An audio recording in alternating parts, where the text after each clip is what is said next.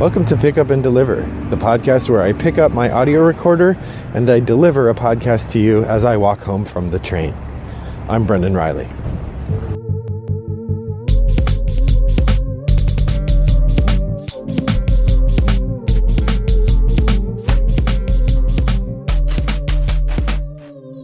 Well, hello. It is January 30th in the suburban Chicago. It's 18 degrees out, but it feels warmer because the sun is out and it is a lovely day as I walk home from the train. I am walking near some sort of loud machinery, so hopefully that's not too annoying, but it is time to get going on my walk, on my conversation. So today, I thought that I would talk about aspects of gameplay and collection that found myself reflecting on while I was looking over the end of the year stats. I don't know if anybody else does this, but I keep track of all my gameplays. This last year I've been using the Board Game Stats app on my phone, which is awesome. And it allows me to see a lot of different things about how I play. So I thought for today I looked at my stats to see a bit about how I have played over the last 3 years, particularly thinking about the contrast between playing deeply and playing broadly. So the contrast of deep versus broad. So that's our subject for today. Do you want to play deep or wide? Are you going to play deeply or broadly? I'm going to start with broadly. So I'm a game collector, certainly. Like many of the people in the hobby, I buy games probably more than I should. I have more games than I can easily play regularly. In fact, I have more games than I could play if I played a different game each day of the year. I would not be able to get through my whole collection. Now, part of me reflects on the idea that that's probably too many games. I've certainly hit the point where I am trying to go into a one-in, one-out policy, where if I buy a new game, I have to figure out a game to get rid of because I literally don't have any more room on my game shelf, and the house shouldn't just be stacked full of games everywhere. So everybody has to reach a limit at some point, and for me, that's kind of where I have arrived. So when you have that many games, on some level, hold on, very noisy van going by. So on some level, when you have that many games, it's inevitable that you are going to play widely because you want to enjoy the collection that you have. Part of my consistent goal is to continually reduce what I call my shelf of opportunity, those games that I haven't even played once since I bought them. Right now, that shelf stands at somewhere between 30 and 40 games, I believe. I have a public geek list attached to my Board Game Geek account, Wombat929, so you can look and see what my shame or my opportunity looks like. But so I'm consistently trying to bring that list down, and one of the facts of a list like that is once you play a game one time, it's no longer on your list of never played games. So I find myself at least often seeking to play a game once to get it off of that list and have tried it, even if I don't play it again for a long time. So I looked at my collection and I looked at my stats. I've been roughly tracking my gameplays since 2015. I'm more studious about it each year. So the gameplays in 2015 might be, I know they are, in fact, not very religiously tracked, but it's a start.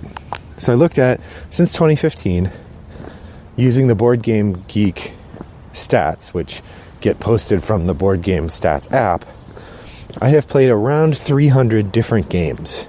This includes games I own and games I've played that belong to other people. Around half of those are games I have only played one time. Around 65% of those are games I've played once or twice, and the top 20%, or the only 20% of the games, are games I've played more than 3 times. So roughly 80% of the games I've played in the last 3 years, I've played 3 times or fewer. So I would call that playing broadly. I'm playing a lot of different games, not very many times. Now, how does that happen? So sometimes it will happen because I am trying out a game. I went to Origins this last summer. So, for instance, I played Frog Riders. That was taught to me by Rob from Blue Peg, Pink Peg. Or I played Unfair with a gentleman there who was very excited to play it. I also played Tyrants of the Underdark and Element and a whole bunch of games, one time each, as part of just getting to experience Origins. So that's one place, is trying games out at cons. Another thing that makes me end up playing a game only once is that it's either difficult to learn or teach, or it doesn't fit my usual play group, or it's really, really long. Like, for example, this last year I managed to get in one play of TI3, Twilight Imperium 3. It was really neat, and I could tell it's a game I would enjoy playing more often. But it took a lot of work to get to the point where I felt comfortable teaching it. Everybody else who was coming watched videos to get ready to play it. We arranged for a whole game day. It was a whole big thing, and it was fun, but there's a certain level at which I don't want to put that much work into playing a game, or at least not that often. And I know with a lot of these games, if I played it more often, I wouldn't have to put in that work, but such is the danger of playing broadly. Another game that was that way is the game Brass, which actually I've marked as one of my favorite games, despite the fact that I only played it once, because I enjoyed that feeling of not quite enough that Brass gave me so much that it immediately vaulted its way into my top 50. It might even be in my top 20. I'd have to look, even though I've only played it once, but I liked it so much. But again, it's a game I've only played once, in part because I feel like it's just on the edge of complicated enough that I'm not sure how much I want to try to teach it. But I do want to get it out and play it again soon. I did like it enough to almost back that new Pretty Kickstarter they did. I did not back that. I'm hoping I won't regret that later. But rebuying a game that I already have just because it'll look a little prettier isn't generally something I'm going to do. So, because a game is difficult to get played, that's another reason I might have only played a game once. A third reason that I might have only played a game once, especially a game in my collection, would be if it wasn't a hit for my usual group. Most of the games I play are with my wife and my daughter and my best friend and his wife. I would say 60% of the games I play are with that group. I also go to a regular game meetup every other week called Toggle Gaming in Palatine, Illinois, and I play quite a few games there as well. So my design partner and I play a lot of games there, as well as other people. But the bulk of the games I play are with my family and my best friend. So when we play a game and it doesn't hit with that group, it's really hard to get it played again. For instance, I got the game Shakespeare, which I thought would be a hit because of its theme. My wife and I were both English majors. She's a teacher. I'm a professor. I thought it would be a real hit. And we liked it okay, but it ended up just being too many things going on to really hold her attention. And so it's now sat unplayed for at least a year since we tried it that one time. I keep suggesting it, but it hasn't gotten back to the table. That's one that I really like, but I'm not sure it fits my group. And when I have the opportunity to play heavier games with other people, it often falls by the wayside over other games that I'm more excited to play. So that might be a place where I need to think about, do I really want this game any more than if I'm never going to play it? And finally, as I mentioned before, sometimes the collection is just too big. If you have games and you know you like them, then you want to get them played. And so often playing broadly means playing a game every now and again. Be like, I haven't played that in a really long time. Let's give that a go. The upside to playing broadly is that you get to try the new shiny. You get to try lots of different things. You experience lots of different pleasures in the gaming market, which as a designer, that's really important to know what are the innovations that people are coming up with. What things are other designers doing? How is the hobby moving forward? How is the medium changing? All of those things happen through trying lots of different games. But at the same time, so I'm not doing negatives yet. So all of those things happen through, they're all really positive. So what about gaming deeply? Gaming deeply would be playing a game a whole bunch of times. For myself, especially given the broad nature of games I would play, I would suggest that a game I've played more than 10 times would be a game I'm playing deeply. because I've played it enough now that I don't need to read the rules when we get it out. I'm able to teach it off the top of my head. And I know most of the basic strategies and techniques for doing well without having to think about it very hard. Now, looking at my collection, I actually don't have that many games that I've played more than 10 times. One of the games that did not make the number was Ticket to Ride, and I have to think that that's just because that's a game we play several times a year, but it's probably 8 or 9, and we played it a bunch before 2015, so I feel like that game is a game I've played a lot.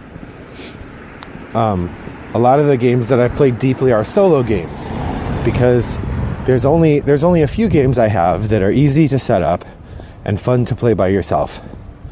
And so those games that are easy to set up and fun to play by myself, I've played a number of times. For instance, I've played Friday many times. I've played Ghost Stories many times. Each of those is more than 10 times.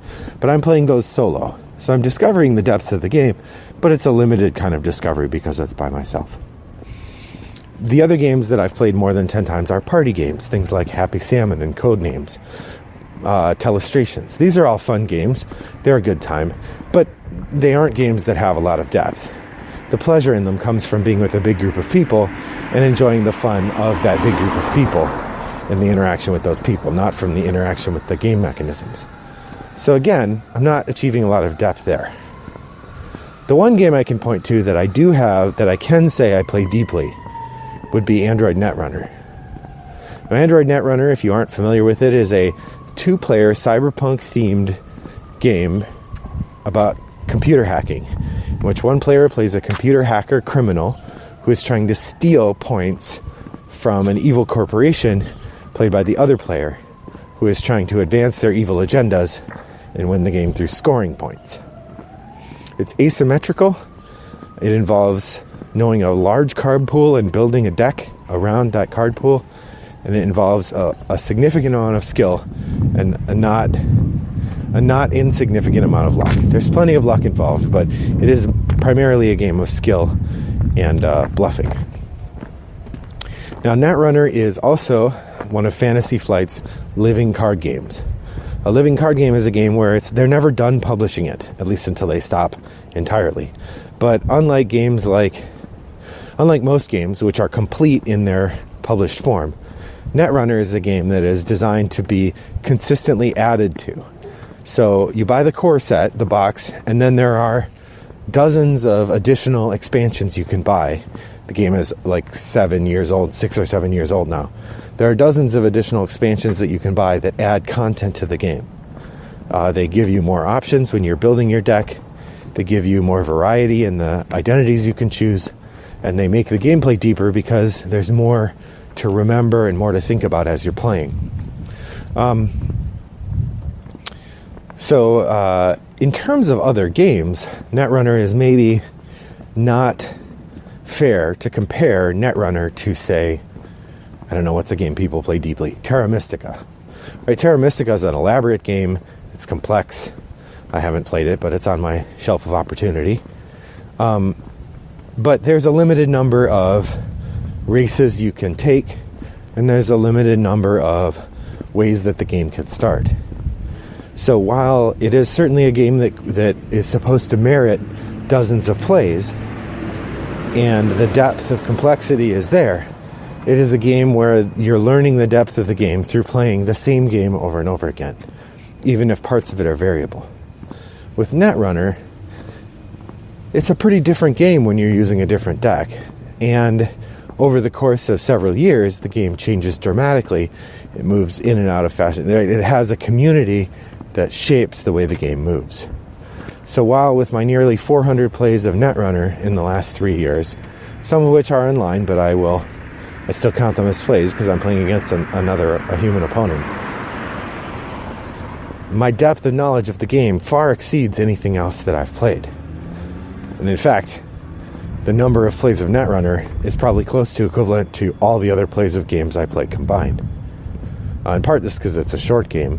On the shorter end, a game of Netrunner will take 20 minutes to a half an hour, whereas most of the other games I play are longer than that. But the pleasure of a game that you know deeply is that you start to be able to understand the mechanisms that drive it. You start to recognize moves far ahead. You start to understand the game on a gut level, which allows you to think about strategy in a different way. So there's pleasure in really digging into a game and finding all of its nooks and crannies. And that's something that I think I need to seek more of. There are a number of games, I would say Dungeon Pets is the top of my list here, that I think would reward a deeper kind of play like that. But I haven't explored them thoroughly, in part because I just don't have time. So one of the things I'm going to endeavor to do this year is try to engage a bit more deeply with games. Try to beef up that top 20% of my game list to where I have even more games that I've played a number of times. Well, hopefully, I'd love to hear from you. You can reach me at Brendan@Rattlebox Games, or you can visit rattleboxgames.com to see the show notes for this podcast. Let me know, do you play games deeply or broadly or both? And why? Well, thanks for joining me today, and hopefully your walk is as nice as mine was. Bye.